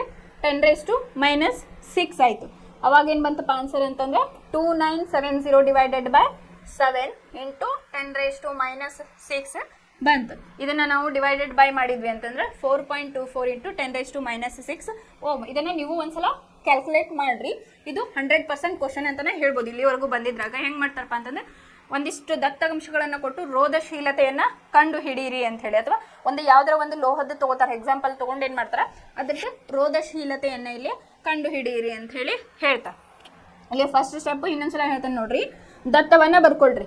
L equal to 2 metre, R equal to 30 ohm, D equal to 0.6 mm. ಅದನ್ನ ನಮಗೆ ಆರ್ ಬೇಕು. ಈಗ ವ್ಯಾಸ ಕೊಟ್ಟಾರ ಅಂತಂದ್ರೆ ನಮಗೇನು ಬೇಕು? ಪೈಲೆ ಆ ತ್ರಿಜ್ಯ ಬೇಕು. ತ್ರಿಜ್ಯ ಯೂಸ್ವಲ್ ಏನಾಗ್ತೈತಿ? ಈ ಡಯಾಮೀಟರ್ ಏನಿರ್ತೈತಲ್ಲ ಇದರ ಅರ್ಧ ಇರ್ತೈತಿ. ಅದನ್ನ ಏನು ಮಾಡ ಮೀಟರ್ಗೆ ಮಿಲಿಮೀಟರಿಂದ ಮೀಟರ್ಗೆ ಕನ್ವರ್ಟ್ ಮಾಡ್ಕೊಂಡಾರ. R equal to 0.3 into 10⁻³ millimetre. ಇಲ್ಲಿ 1000 ಮಿಲಿಮೀಟರ್ ಅಂದ್ರೆ 1 ಮೀಟರ್. 1 ಮೀಟರ್ ಅಂತಂದ್ರೆ ಏನಿಲ್ಲ? 1 ಮಿಲಿಮೀಟರ್ ಅಂತಂದ್ರೆ ಏನಿಲ್ಲ? 1 ಡಿವೈಡೆಡ್ ಬೈ 1000 ಮಿಲಿಮೀಟರ್ ಆಯಿತು. 1 millimetre equal to 1000 1 millimetre equal to 10 ಇಲ್ಲೇ 1000 ಇದ್ದ ಮೇಲೆ ಹೋದ್ರೆ ಏನಾಗ್ತೈತಿ? 10⁻³ ಮೀಟರ್ ಆಯಿತು. ಹಾಗಾಗಿ ನಾನು ಇಲ್ಲಿ ಏನು ಮಾಡೀನಿ? 10⁻⁻. ಇದು ಬೇಸಿಕ್ ಕಾನ್ಸೆಪ್ಟ್ ಗೊತ್ತಿರ್ಬೇಕು ನಿಮಗೆ. ಮಿಲಿಮೀಟರಿಂದ ಮೀಟರ್ಗೆ ಯಾವ ರೀತಿ ಕನ್ವರ್ಟ್ ಮಾಡ್ತೇವೆ ಅಂತ ಹೇಳಿ. ಯಾಕಂದ್ರೆ ಹಂಗೆ ಅಂದಾಗ ಮಾತ್ರ ನಿಮ್ಗೆ ಇಲ್ಲಿ ಈಸಿಯಾಗಿ ಮಾಡಕ್ಕೆ ಬರ್ತೈತಿ. ಟೆಕ್ಸ್ಟ್ ಬುಕ್ ಒಳಗೆ ಏನು ಮಾಡಿರ್ತಾರೆ ನಿಮ್ಗೆ ಡೈರೆಕ್ಟಾಗಿ ಕೊಟ್ಟುಬಿಟ್ಟಿರ್ತಾರೆ. ಅಂತಂದ್ರೆ D 0.6 ಆಯ್ತು ಅಂದ್ರೆ R equal to 0.3 into 10⁻³ metre ಅಂತ ಹೇಳಿ. ಅವಾಗ ನಿಮಗೆ ಇದು ಗೊತ್ತಿರಬೇಕು ಇದು ಹೆಂಗೆ ಕನ್ವರ್ಟ್ ಮಾಡ್ಕೊಂಡಿದ್ದಾರೆ ಅಂತ ಹೇಳಿ. ಇನ್ನು ನೆಕ್ಸ್ಟ್ ಸ್ಟೆಪ್ ಒಳಗೆ ಏನು ಮಾಡಿರಿ? ರೋಧ ಅಂದರೆ ನಮ್ಮದು ರೋಧಶೀಲತೆಯ ಫಾರ್ಮುಲಾ ಈಗ ಆಲ್ರೆಡಿ ಗೊತ್ತಾಗಿತ್ತು. ಅದನ್ನ ಬರ್ಕೊಳ್ಳಿ. Rho equal to RA divided by L ಅಂತೇಳಿ. ಇಲ್ಲೇ ಆರ್ ಅಂತಂದ್ರೆ ಏನು? 30. ಆಮೇಲೆ ಎ ಅಂತಂದ್ರೆ ನಾವಿಲ್ಲಿ ಏನು ಮಾಡೀವಿ? ವೃತ್ತದ ಒಂದು ವಿಸ್ತೀರ್ಣದ ಸೂತ್ರವನ್ನು ಇಲ್ಲ ಹಾಕೊಂಡಿವಿ. πr² ಡಿವೈಡೆಡ್ ಬೈ 2 ಅಂದರೆ ಏನಿಲ್ಲ ಲೆಂತ್, ಎಲ್ ಅಂತಂದ್ರೆ ಲೆಂತ್. ಅದನ್ನು ಹಾಕೊಂಡಾಗ ನಮಗೆ ಏನು ಆನ್ಸರ್ ಬಂತಪ್ಪ ಅಂತಂದ್ರೆ 2 1 2 15 ಬಂದಾಗ ಏನಾಯ್ತಿಲ್ಲ 15 ಪೈ ಆರ್ ಸ್ಕ್ವೈರ್ ಬಂತಿಲ್ಲ. ಪೈ ವ್ಯಾಲ್ಯೂ ನಮ್ಗೆ ಯೂಸಲ್ಲಿ ಗೊತ್ತೈತಿದೆ ಆಲ್ರೆಡಿ, ಕಾನ್ಸ್ಟೆಂಟ್ ವ್ಯಾಲ್ಯೂ ಆದರೂ ಹಾಕೋಬೇಕು ನೀವು. ಇಲ್ಲ ಪೈ ಅಂತಂದ್ರೆ ಏನಪ್ಪ 22/7 ಅಂತ ಹೇಳಿ ನಮ್ಗೆ ಗೊತ್ತೈತಿ. ಇಲ್ಲೇನು ಮಾಡ್ರಿ rho equal to 15 into 22/7 into R square ಅಂತಂದ್ರೆ ಏನು ಮಾಡ್ಯಾರ ತ್ರಿಜ್ಯವನ್ನು ಆರ್ ಸ್ಕ್ವೈರ್ ಅದನ್ನ 2 ಸಲ ಬರ್ಕೊಳ್ರಿ. 0.3 ಇಂಟು 0.3 ಇಂಟು 10⁻³ 10⁻³ ಎರಡು ಸಲ ಬರ್ಕೊಳ್ರಿ. ಇಲ್ಲ ನಿಮಗೆ ಡೈರೆಕ್ಟ್ ಮಾಡ್ಕೋತೀರಿ ಅಂದರೆ ಡೈರೆಕ್ಟ್ ಮಾಡ್ಕೋಬೋದು, ನಾ ಸ್ಟೆಪ್ ವೈಸ್ ಇಲ್ಲೇ ಬರ್ದು. ಅವಾಗ ಏನಾಗ್ತದಪ್ಪ ಅಂತಂದ್ರೆ 330 divided by 7 0.3 into 0.09 into 10⁻³ into 10⁻³ ಅಂದರೆ ಏನಾಯ್ತಿಲ್ಲ 10⁻⁻6 ಆಯ್ತು. ಆಮೇಲೆ ಆನ್ಸರ್ ಎಷ್ಟು ಬಂತು 2970 divided by 7 into 10⁻⁻6. Final answer 4.24 into 10⁻⁻6. ಈ ರೀತಿಯಾಗಿ ಡಿಫ್ರೆಂಟ್ ಇದಕ್ಕೆ ಈಗ 30 ಓಮ್ ಇದ್ದಲ್ಲಿ ನಿಮಗೆ ಒಂದು 40 ಓಮ್ ಕೊಡ್ಬೋದು, ಲೆಂತ್ ಇದ್ದಲ್ಲಿ 1 ಮೀಟರ್ ಕೊಡ್ತಾರೆ. ಡಯಾಮೀಟರ್ ಫಾರ್ ಎಕ್ಸಾಂಪಲ್ ಇಲ್ಲಿ ಡಯಾಮೀಟರ್ 0.5 ಕೊಟ್ಟರೆ ಏನು ಹಾಕೋತೀವಿ ನೀವು 0.25 mm ಅಂತ ಹೇಳಿ ಹೌದು 0.25 ಇಂಟು 10⁻³ m ಅಂತ ಹೇಳಿ ಹಾಕೋಬೇಕು. ಇಲ್ಲಿ ಏನು ಮಾಡಿರ್ತಾರೆ ಅಂತಂದ್ರೆ ವ್ಯಾಲ್ಯೂಸ್ನ ಚೇಂಜ್ ಮಾಡಿರ್ತಾರೆ. ಇಲ್ಲಿ ಏನು ಮಾಡಿರ್ತಾರೆ ವ್ಯಾಲ್ಯೂಸ್ನ ಚೇಂಜ್ ಮಾಡಿ ಕೊಟ್ಟಿರ್ತಾರೆ ನಿಮಗೆ. 2 ಮೀಟರ್ ಇದ್ದಲ್ಲೇ 3 ಮೀಟರ್ ಅಥವಾ 1 ಮೀಟರ್ ಕೊಡ್ಬೋದು. 6 ಇದ್ದಲ್ಲೇ 30 ಓಮ್ ಇದ್ದಲ್ಲೇ 20 ಓಮ್ 40 ಓಮ್ ಅದನ್ನ ಚೇಂಜ್ ಮಾಡಿರ್ತಾರೆ. ಡಿ ಕೊಟ್ಟಿರ್ತಾರೆ 0.6 ಇದ್ದಲ್ಲೇ 0.8 ಕೊಡ್ಬೋದು, 0.3 ಕೊಡ್ಬೋದು. ಈ ರೀತಿಯಾಗಿ ಅದನ್ನ ಕನ್ವರ್ಟ್ ಮಾಡಿಕೊಂಡು ಈ ಫಾರ್ಮುಲಾ ಒಳಗೆ ನೀವು ಫೈಂಡ್ ಔಟ್ ಮಾಡ್ತಾ ಹೋಗ್ರಿ ಅಂತಂದ್ರೆ ಗೊತ್ತಾಗ್ತದೆ. ಆಮೇಲೆ ಸಮ್ ಬೇಸಿಕ್ ಕಾನ್ಸೆಪ್ಟ್ನ ನೀವು ಕಲಿಬೇಕು. ಹೆಂಗಂತಂದ್ರೆ ಮಿಲಿಮೀಟರಿಂದ ಮೀಟರ್ ಆಗಿ ಹೆಂಗೆ ಕನ್ವರ್ಟ್ ಮಾಡೋದು, ಪೈದ ಬೆಲೆ ಎಷ್ಟು, ಆಮೇಲೆ ಪೈ ಆರ್ ಸ್ಕ್ವೈರ್ನ ಯಾವ ರೀತಿಯಾಗಿ ಕ್ಯಾಲ್ಕುಲೇಟ್ ಮಾಡಬೇಕು ಅಂತ ಹೇಳಿ ನಿಮ್ಗೆ ಗೊತ್ತಿದ್ದಾಗ ಇವು ಕ್ಯಾಲ್ಕುಲೇಷನ್ಸ್ ನಿಮ್ಗೆ ಈಸಿಯಾಗಿ ಗೊತ್ತಾಗ್ತಾವೆ. ಇಲ್ಲ ಇನ್ನೊಂದು ಕೊಟ್ಟಾರ, ಇದನ್ನೊಂದು ನೋಡೋಣ. ಉದ್ದ ಎಲ್ ಮತ್ತು ಅಡ್ಡ ಕೊಯ್ತ ಎ ಇರುವ ಒಂದು ವಾಹಕ ತಂತಿಯ ರೋಧವು ಎಷ್ಟಾಗೈತಿ 4 ಓಮ್ ಆಗಿದೆ. ಇಲ್ಲೇ ನೋಡ್ರಿ ಉದ್ದ ಎಲ್ ಮತ್ತು ಅಡ್ಡ ಕೊಯ್ತ ಎ ಇರುವ ಒಂದು ವಾಹಕದ ತಂತಿಯ ರೋಧವು 4 ಓಮ್ ಆಗಿದೆ. ಅದೇ ರೀತಿಯ ಇನ್ನೊಂದು ವಾಹಕ ತಂತಿಯ ಉದ್ದ L/2 ಮತ್ತು ಅದರ ಅಡ್ಡ ಕೊಯ್ತ 2a ಆದಾಗ ಅದರ ರೋಧವನ್ನ ಕಂಡು ಹಿಡಿಯಿರಿ ಅಂತ ಹೇಳಿ ಕೊಟ್ಟಿದ್ದಾರೆ. ಫಸ್ಟ್ ನೀವೇನು ಮಾಡ್ರಿ ಅಂತಂದ್ರೆ 2 ವಾಹಕಗಳನ್ನ ಕೊಟ್ಟಿದ್ದಾರೆ. ಇಲ್ಲಿ ಫಸ್ಟ್ ಏನು ಮಾಡ್ರಿ ಮೊದಲನೇ ತಂತಿ ಅಂತ ಹೇಳಿ ಬರ್ಕೊಳ್ರಿ. ಮೊದಲನೇ ತಂತಿ ಎಷ್ಟು ಕೊಟ್ಟಾರ R1 ಅಂತ ಹೇಳಿ, ಅಂದ್ರೆ 2 ಕೊಟ್ಟಾರಲ್ಲ R1 R2 ಅಂತ ಹೇಳಿ ನಾವಿಲ್ಲಿ ತಗೊಳ್ಳೋಣ. Rho L/A is equal to 4 ohm ಕೊಟ್ಟಾರ. ಇನ್ನು ಎರಡನೇ ತಂತಿ ಏನು ಮಾಡ್ಯಾರ R2 ಅಂತ ಹೇಳಿ ತಗೊಂಡ್ರಿ. ಇಲ್ಲಿ rho L/2 divided by 2a ಅವಾಗ ಏನಾಗ್ತದೆ 1/4 rho L/A R2 equal to 1/4 R1 R2 1 ohm. ಇಲ್ಲಿ ನೋಡ್ರಿ R1 R2 ನಮಗೆಲ್ಲ ಗೊತ್ತೈತಿ. R1 ಏನಾಗೈತಪ್ಪ ಅಂತಂದ್ರೆ ರೋ L/A ಈಕ್ವಲ್ ಟು ಏನು 4 ಓಮ್ ಆಗೈತಿ ಅಂತ ಹೇಳಿ ಬರ್ಕೊಂಡು. ಈಗ ಎರಡನೇ ತಂತಿದ್ ಏನು ಮಾಡ್ಯಾರ ಅವರು R2 ರೋ ಎಷ್ಟೈತಿ L/2 ಮತ್ತು ಅದರ ಅಡ್ಡ ಕೊಯ್ತ ಎಷ್ಟು 2a. ಅದಕ್ಕೆ ಇಲ್ಲೇ ನಾನು ಕೆಳಗೆ ಬರ್ಕೊಂಡೆ ಇಲ್ಲೇ L/2 ಡಿವೈಡೆಡ್ ಬೈ 2a ಆಗೈತಿ. ಈಸ್ ಈಕ್ವಲ್ ಟು ಏನಾಯ್ತು 1 ಕ್ಯಾಲ್ಕುಲೇಷನ್ ಮಾಡಿದಾಗ 1/4 ರೋ 1/a ಇಲ್ಲೇ ಆಯ್ತು. ಇದು ಕ್ಯಾಲ್ಕುಲೇಷನ್ ಮಾಡಿ ನೋಡಿದಾಗ ಏನು ಬರ್ತದೆ ನಮಗೆ 1/4 ರೋ 1/a ಇಲ್ಲೇ ಆಯ್ತು. ಇನ್ನು R2 ಏನು ಬಂತಪ್ಪ ನಮಗೆ 1/4 R1 ಇಲ್ಲೇ ಬಂತು. ಕ್ಯಾಲ್ಕುಲೇಟ್ ಮಾಡಿ ನೋಡಿದಾಗ ಏನು ಬಂತಿಲ್ಲ 1/4 R1 ಇಲ್ಲೇ ಬಂತು. ಇಲ್ಲಿ R2 ಎಷ್ಟಾಯ್ತು ಆನ್ಸರ್ ಇಲ್ಲೇ R2 ಈಕ್ವಲ್ ಟು 1 ಓಮ್. ಹೊಸ ತಂತಿಯ ರೋಧವು 1 ಓಮ್ ಆಗಿದೆ ಅಂತ ಹೇಳಿ ಬರಿಬೇಕು ನಾವು. ಇದಿಷ್ಟು ಇದ್ರ ಮೇಲೆ ಬರ್ತಕ್ಕಂಥ ಕ್ವಶನ್. ನಾಳೆ ಏನು ಮಾಡೋಣಪ್ಪ ಅಂತಂದ್ರೆ ರೋಧಕಗಳ ವ್ಯವಸ್ಥೆಯ ರೋಧ ಅಂತ ಹೇಳಿ ಬರ್ತತಿ. ಇದ್ರೊಳಗೆ ಒಂದು 2-3 ಟೈಪ್ ಸರಣಿ ಕ್ರಮ ಬರ್ತತಿ ಮತ್ತು ಸಮಾಂತರವಾಗಿರುವ ರೋಧಕಗಳು ಅಂತ ಹೇಳಿ ಬರ್ತತಿ. ಇದನ್ನ ಇನ್ ಡೆಪ್ತ್ ಆಗಿ ಒಂದೊಂದು ಟೈಪನ್ನು ನಾವು ನಾಳೆ ಕ್ಲಾಸ್ ಒಳಗೆ ಸ್ಟಡಿ ಮಾಡೋಣ. ಇವತ್ತೇನು ಕಲಿತಪ್ಪ ಅಂತಂದ್ರೆ ನಾವು ಫಸ್ಟ್ ವಾಹಕದ ರೋಧವು ಅವಲಂಬಿಸಿರುವ ಅಂಶಗಳು ಅಂತ ಹೇಳಿ 3 ಅಂಶಗಳನ್ನು ಇಲ್ಲಿ ಒಳಗೊಂಡಿರ್ತೈತಿ. ಯಾವುದು ವಾಹಕದ ಉದ್ದ ಮತ್ತು ಆಮೇಲೆ ಎರಡನೇದೇನು ವಾಹಕದ ಅಡ್ಡ ಕೊಯ್ತದ ವಿಸ್ತೀರ್ಣ, ಮೂರನೇದ್ದು ವಾಹಕದ ಸ್ವಭಾವ ಅಂತ ಹೇಳಿ ಕರೆದ್ವಿ. ವಾಹಕದ ರೋಧ ಇವು 3 ಪಾಯಿಂಟ್ಸ್ನ ನೀವು ತಲೆಯಲ್ಲಿ ಇಟ್ಕೊಂಡ್ರಿ ಅಂತಂದ್ರೆ ನಿಮ್ಗೆ ಈಸಿಯಾಗಿ ಇಲ್ಲಿ ಬರ್ಬೋದು. ವಾಹಕದ ರೋಧ ಅಂತಂದ್ರೇನು ರೋಧ ಹೆಚ್ಚಿಗೆ ಆಗ್ತದೆ. ಅಲ್ಲಿ ವಾಹಕದ ಉದ್ದ ಜಾಸ್ತಿ ಆದಂಗೆ ಏನಾಗ್ತತಿ ರೋಧವು ಕೂಡ ಅಲ್ಲಿ ಹೆಚ್ಚಿಗೆ ಆಗ್ತದೆ. ಅದಕ್ಕೆ ನಾವು ಇದನ್ನ R is directly proportional to L ಅಂತ ಹೇಳಿ ಬರದ್ವಿ. ಇನ್ನು ಅಡ್ಡ ಕೊಯ್ತದ ವಿಸ್ತೀರ್ಣ ಹೆಚ್ಚಾದಂಗೆ ಏನಾಗ್ತೈತಿ ಅಲ್ಲೇ ರೋಧ ಕಡಿಮೆ ಆಗ್ತೈತಿ. ಅವಾಗ R is inversely proportional to L by N. ಇನ್ನೇನಾಯ್ತು ನಮಗೆ ರೋಧವನ್ನ ಇದು ಒಂದು ಕಾನ್ಸ್ಟೆಂಟ್ ಆಗಿ ಬರಿಬೇಕಲ್ಲ, ಆರ್ ಈಕ್ವಲ್ ಟು ರೋಧ ಎಲ್ ಬೈ ಎ. ಇದು ರೋಧಶೀಲತೆ. ಇಲ್ಲೇ ರೋ ಅಂದ್ರೆ ಏನಿದು ರೋಧಶೀಲತೆ.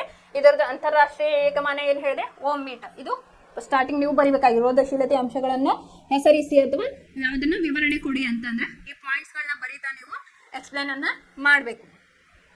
ಇನ್ನು ನೆಕ್ಸ್ಟ್ ಇದ್ರ ಮೇಲೆ ಮೇನ್ ಅಂದ್ರೆ ಕ್ಯಾಲ್ಕುಲೇಷನ್ ಬರ್ತೈತಿ. ರೋಧಶೀಲತೆಯನ್ನ ಫೈಂಡ್ ಔಟ್ ಮಾಡೋದು. ಈ ಫಾರ್ಮುಲಾವನ್ನ ತೆಗೆದುಕೊಂಡು ನೀವೇನು ಮಾಡ್ಬೇಕಿಲ್ಲ, ಕ್ಯಾಲ್ಕುಲೇಷನ್ ಅನ್ನ ಮಾಡಬೇಕು. ಈಗ ಒಂದೆರಡು ಎಕ್ಸಾಂಪಲ್ ಅನ್ನ ಹೇಳೇನಿ. ನೆಕ್ಸ್ಟ್ ನಮ್ದು ಈ ಕ್ಲಾಸ್ ಮುಗಿದ್ಮೇಲೆ ಒಂದಿಷ್ಟು ಕ್ಯಾಲ್ಕುಲೇಷನ್ ಪಾರ್ಟನ್ನು ಇಟ್ಕೊಂಡು ಅದ್ರ ಮೇಲೆ ನಿಮಗೆ ಯಾವ ರೀತಿಯಾಗಿ ಬಿಡಿಸ್ಬೇಕು ಅಂತ ಹೇಳಿ, ಅಂದ್ರೆ ಕ್ವಶನ್ ಪೇಪರ್ ಒಳಗೆ ಬಂದಿರ್ತಾವಲ್ಲ ಹಿಂದೆ, ಅದನ್ನ ನಾನು ನಿಮಗೆ ಬಿಡಿಸ್ಕೊಡ್ತೀನಿ ಯಾವ ರೀತಿಯಾಗಿ ಅಂತ ಹೇಳಿ. ನೀವು ಏನು ಮಾಡ್ರಿ, ಇಲ್ಲೇ ಒಂದಿಷ್ಟು ಕ್ವಶನ್ಸ್ ಅನ್ನ ಕೊಟ್ಟಿದ್ದಾರೆ ನಿಮ್ಮ ಟೆಕ್ಸ್ಟ್ ಬುಕ್ ಒಳಗೆ, ಅದನ್ನ ಪ್ರಾಕ್ಟೀಸ್ ಮಾಡ್ರಿ. ಇಲ್ಲಿ ನೋಡ್ರಿ ಪ್ರಶ್ನೆಗಳನ್ನ ಕೊಟ್ಟಿದ್ದಾರೆ. ವಾಹಕ ರೋಧವು ಯಾವ ಅಂಶಗಳ ಮೇಲೆ ಅವಲಂಬಿತವಾಗಿದೆ? ಒಂದೇ ರೀತಿಯ ವಸ್ತುವಿನ ದಪ್ಪ ತಂತಿ ಅಥವಾ ತೆಳು ತಂತಿಯನ್ನು ಒಂದೇ ಮೂಲಕ್ಕೆ ಸಂಪರ್ಕಿಸಿದಾಗ ಯಾವ ತಂತಿಯ ಮೂಲಕ ವಿದ್ಯುತ್ ಸುಲಭವಾಗಿ ಹರಿಯುತ್ತದೆ? ನಿನ್ನೆನೂ ಇದ್ರ ಬಗ್ಗೆ ನಾನು ಹೇಳಿದ್ದೆ. ಆಮೇಲೆ ಇಲ್ಲ, ಒಂದು ವಿದ್ಯುತ್ ಘಟಕದ ರೋಧವು ಸ್ಥಿರಾಂಕವಾಗಿದ್ದು ಅದರ ಎರಡು ತುದಿಗಳಲ್ಲಿನ ವಿಭವಾಂತರವು ಅದರ ಹಿಂದಿನ ಮೌಲ್ಯ ಅರ್ಧದಷ್ಟು ಕಡಿಮೆ ಆದರೆ ಅದರ ಮೂಲಕ ಹರಿಯುವ ವಿದ್ಯುತ್ನಲ್ಲಿ ಆಗುವ ಬದಲಾವಣೆ ಏನು? ಈಗ ಫಸ್ಟ್ ಕ್ಲಾಸ್ ಒಳಗೆ ನಾವು ಇದನ್ನ ನೋಡಿದೆ. ವಿದ್ಯುತ್ ಟೋಸ್ಟರ್ ಮತ್ತು ವಿದ್ಯುತ್ ಇಸ್ತ್ರಿ ಪೆಟ್ಟಿಗೆಯ ಸುರುಳಿಗಳನ್ನು ಶುದ್ಧ ಲೋಹದ ಬದಲಿಗೆ ಮಿಶ್ರ ಲೋಹಗಳಿಂದ ತಯಾರಿಸುತ್ತಾರೆ. ಯಾಕೆ? ಅವು ಹೀಟನ್ನು ಅವು ದಹನ ಆಗಂಗಿಲ್ಲ, ಹೆಚ್ಚಿಗೆ ಟೆಂಪ್ರೇಚರ್ ಒಳಗೆ ಅವೇನು ಸುಡಂಗಿಲ್ಲ. ಅಂತಂದ್ರೆ ಹೆಂಗಪ್ಪ ಅಂತಂದ್ರೆ ಇಲ್ಲಿ ನಿಮಗೆ ಹೇಳಿದ್ರು ಅವರು. ಇಲ್ಲಿ ನೋಡ್ರಿ, ಮಿಶ್ರ ಲೋಹಗಳು ಹೆಚ್ಚಿನ ತಾಪಮಾನದಲ್ಲಿ ಸುಲಭವಾಗಿ ದಹಿಸುವುದಿಲ್ಲ. ಆದ್ದರಿಂದ ಇವನ್ನ ಏನ್ ಮಾಡ್ತಾರಪ್ಪ ಅಂತಂದ್ರೆ ಇಲ್ಲಿ ಇಸ್ತ್ರಿ ಪೆಟ್ಟಿಗೆ, ಟೋಸ್ಟರ್ ಇತ್ಯಾದಿಗಳಲ್ಲಿ ಸಾಮಾನ್ಯವಾಗಿ ಬಳಸಲಾಗುತ್ತದೆ ಅಂತ ಹೇಳಿ ಬರಿಬೇಕು. ಇದು 2 ಮಾರ್ಕ್ಸ್ ಕ್ವಶನ್ ಒಳಗೆ ನಿಮ್ಗೆ ಕೇಳ್ತಾರೆ ರೀಸನ್ ಕ್ವಶನ್ಸಿಗೆ. ಆಮೇಲೆ ಇಲ್ಲ ಕೋಷ್ಟಕ 11.2 ಅಂತಂದ್ರೆ ರೋಧಶೀಲತೆಯ ಬಗ್ಗೆ ಕೊಟ್ಟಿದ್ರಲ್ಲ, ಅಲ್ಲೇ ದತ್ತಾಂಶವನ್ನು ಬಳಸಿಕೊಂಡು ಈ ಕೆಳಗಿನ ಪ್ರಶ್ನೆಗಳನ್ನು ಉತ್ತರಿಸಿ. ಕಬ್ಬಿಣ ಮತ್ತು ಪಾದರಸಗಳಲ್ಲಿ ಉತ್ತಮವಾದ ವಾಹಕ ಯಾವುದು? ಯಾವ ವಸ್ತುವು ಅತ್ಯುತ್ತಮ ವಾಹಕವಾಗಿದೆ ಅಂತ ಹೇಳಿ ಹೇಳಿದಾರೆ. ಇದು ನೀವು ಟ್ರೈ ಮಾಡ್ರಿ. ಗೊತ್ತಾಗಿಲ್ಲ ಅಂದ್ರೆ ನಾನು ನೆಕ್ಸ್ಟ್ ಕ್ಲಾಸಸ್ ಒಳಗೆ ಇದ್ರ ಬಗ್ಗೆ ಹೇಳ್ತೀನಿ. ನಾಳೆ ರೋಧಕಗಳ ವ್ಯವಸ್ಥೆಯ ಅದ್ರ ಬಗ್ಗೆ ತಿಳ್ಕೊಳ್ಳೋಣ. ನಾಳೆ ಕ್ಲಾಸ್ ಒಳಗೆ ಏನು ಮಾಡೋಣ, ಇದ್ರೊಳಗೆ ಒಂದೆರಡು ಟೈಪ್ ಬರ್ತಾವೆ. ಇಲ್ಲೇ ಸರಣಿ ಕ್ರಮದಲ್ಲಿ ರೋಧಕಗಳು ಮತ್ತು ಸಮಾಂತರವಾಗಿರುವಂತಹ ರೋಧಕಗಳು ಅಂತ ಹೇಳಿ ಬರ್ತಾವೆ. ಅದನ್ನು ನಾಳೆ ಕ್ಲಾಸ್ ಒಳಗೆ ನಾವು ತಿಳ್ಕೊಳ್ಳೋಣ. ಧನ್ಯವಾದಗಳು.